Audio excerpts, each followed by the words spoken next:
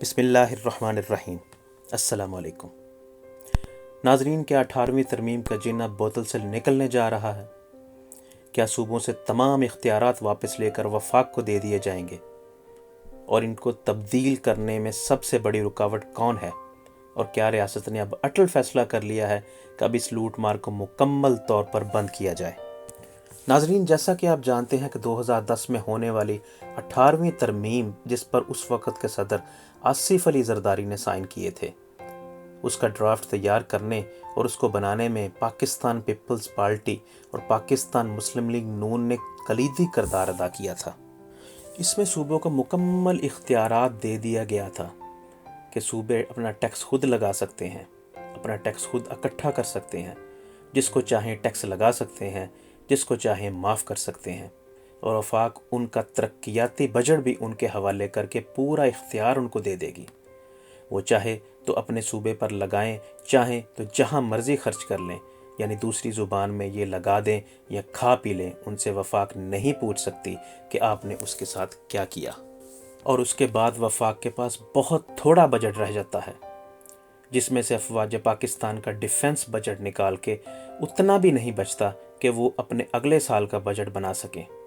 اور ان کو IMF اور دوسرے اداروں سے ہر سال قرض لینا پڑتا ہے۔ ناظرین، شاید پاکستان پیپل پارٹی اور پاکستان مسلم لیگ نون کو پہلے سے ہی اندازہ تھا کہ اب ان کی وفاق میں حکومت زیادہ دیر ٹکنے والی نہیں ہے، اور پیپلز پارٹی کو تو اس کا سب سے زیادہ ادراک تھا، جس کے لیے دونوں پارٹیز نے مل کر یہی پلان بنایا تھا کہ پیپلز پارٹی کی کم از کم حکومت سندھ میں رہے، اور پاکستان مسلم لیگ نون کو پنجاب سے کوئی بے دخل کر نہیں سکتا، تو ان کے پاس آئندہ لوٹ مار کرنے کا پورا موقع ہو، اور ان کو بار بار وفاق کو جواب نہ دینا پڑے، اور صوبے اپنی اپنی لوٹ مار کر کے سارا الزام آخر میں وفاق کو دے سکیں۔ ناظرین، اس ترمیم میں صوبوں کو یہ اختیار بھی دے دیا گیا کہ وہ بیرون ملک سے اپنے قرضے خود لے سکتے ہیں، اور ان کے ساتھ اپنے معاہدے کر سکتے ہیں، وہ بھی اپنی شرائط پر، اور اس کے لیے ان کو وفاق سے بھی اجازت لینے کی ضرورت نہیں رہے گی۔ اور پھر چشم فلک نے دیکھا کہ اس کا فائدہ سب سے زیادہ پاکستان پیپلز پارٹی نے سندھ میں اور پاکستان مسلم لیگ نون نے پنجاب میں اٹھایا۔ پیپلز پارٹی نے اومنی گروپ کے ذریعے سارے ترقیاتی فنڈز خرد برد کیا اور منی لانڈرنگ کی، اور پنجاب نے اورنج ٹرین اور میٹرو بس جیسے منصوبوں پر لاتعداد بیرونی قرضے لے کر خوب کمیشن اور مال بنایا، اور پنجاب کی نسلوں کو قرضوں میں جھونک دیا۔ جب سارے معاملات اور لوٹ مار کا ریکارڈ سامنے آیا تو ریاست پاکستان الرٹ ہو گئی، اور ان پر JIT اور نیب کی تحقیقات شروع ہو گئیں، اور اس کے بعد سے ان کی چیخیں ہم سب سن رہے ہیں۔ اس ترمیم کو ختم کرنے کا تو کافی دیر سے سوچا جا رہا ہے، اور اس بات کا پیپلز پارٹی کو بہت اچھی طرح اندازہ ہے کہ اگر یہ ترمیم ختم کر دی جاتی ہے تو ان کی لوٹ مار کا دی اینڈ ہو جائے گا، جس کی وجہ سے جب بھی ریاست اس ترمیم کو ختم کرنے کی بات کرتی ہے تو پیپلز پارٹی سندھ کارڈ کھیلنا شروع کر دیتی ہے اور دھمکیاں دینا شروع کر دیتی ہے۔ پچھلے دنوں بھی 18ویں ترمیم کو لے کر پیپلز پارٹی کے چیئرمین بلاول بھٹو زرداری نے پاکستان توڑنے کی دھمکی دی تھی کہ اگر 18ویں ترمیم کو چھیڑا گیا تو پاکستان نہیں رہے گا۔ PTI کی حکومت بھی اسی شرط پر آنی دی گئی تھی کہ وہ 18ویں ترمیم ختم کروانے میں اپنا کردار ادا کرے گی، اور اسی معاملے کو لے کر عمران خان اور اسٹیبلشمنٹ ایک ہی پیج پر تھے، مگر یہ معاملہ اس وقت کھٹائی میں پڑ گیا جب PTI میں بہت سے مفاد پرست اکٹھے ہو گئے، اور وہ اصل ایجنڈے سے ہٹ کر اپنے سیاسی مفادات میں مشغول ہو گئے۔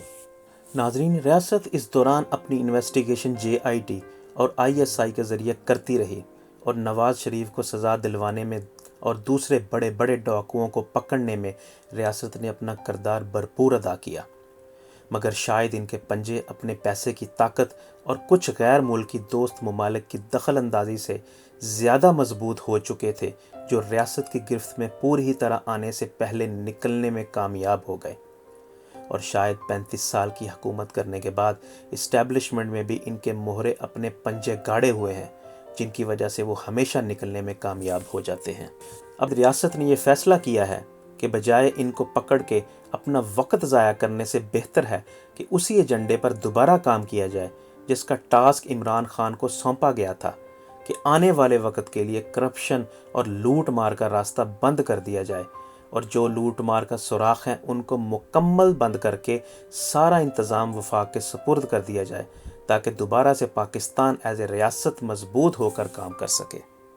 ناظرین، صوبوں سے مکمل اختیارات لینے کے بعد نہ صرف ان کی لوٹ مار محدود ہو جائے گی بلکہ وفاق اپنے اختیارات کو اچھے طریقے سے استعمال کر سکے گی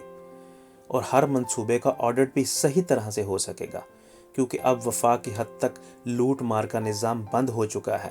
مگر صوبوں کی ناقص کارکردگی کی وجہ سے نقصانات کا سارا الزام وفاق کو ہی بھگتنا پڑتا ہے۔ جب تک 18ویں ترمیم اپنے پایہ انجام کو نہیں پہنچتی، اس سے پہلے کی لوٹ مار کو بند کرنے کے لیے وفاق نے صوبوں کے ترقیاتی بجٹ کے دائرہ کار کو محدود کر دیا ہے، بلکہ حالیہ دنوں میں وفاق نے کرونا کی امداد سندھ کو کیش دینے کی بجائے سامان دیا ہے، جس کا رونا وہ رو رہے ہیں، جی ہم کو امداد صحیح طرح سے نہیں ملی، اور وفاق کا موقف ہے کہ ان کو اگر کیش دیا گیا تو یہ کھا جائیں گے۔ اسی مد میں شہباز شریف کو بھی لالچ دے کر پاکستان بلوایا گیا ہے، کیونکہ 18ویں ترمیم کا ڈرافٹ تیار کرنے میں ان کا سب سے زیادہ ہاتھ تھا اور باقی صوبوں کے ساتھ بات چیت کر کے منوانے میں بھی انہوں نے کلیدی کردار ادا کیا تھا، اور اب ان کو واپس استعمال کر کے اسی طریقے سے ڈرافٹ کو تیار کیا جائے گا اور ان سے پوچھا جائے گا کہ کون کون سے مہرے اس میں شریک تھے، تاکہ اسی طرح واپس ان کو استعمال کر کے آئین میں ترمیم کی جا سکے۔ اب شہباز شریف کس حد تک اسٹیبلشمنٹ کا ساتھ دیتے ہیں یہ تو آنے والا وقت ہی بتائے گا، مگر اس سچویشن میں اب ریاست کا اٹل فیصلہ ہے کہ اب عمران خان مانے یا نہ مانے۔ پی ٹی آئی گورنمنٹ کے وزیر اب اس میں روڑے اٹکائیں یا کچھ بھی کریں، اس معاملے کو جلد سے جلد پایہ تکمیل پر پہنچایا جائے گا اور 18ویں ترمیم کے یہ شکے ختم کر کے صوبوں کی مزید لوٹ مار کو بند کیا جائے گا، اور اب یہ تھوڑے عرصے میں آپ کو ہوتا نظر آئے گا۔ ناظرین، خبر ٹی وی کو سبسکرائب کریں، شیئر کریں اور بیل آئیکن پر ضرور کلک کریں تاکہ آپ کو آنے والی ہر نئی ویڈیو ملتی رہے۔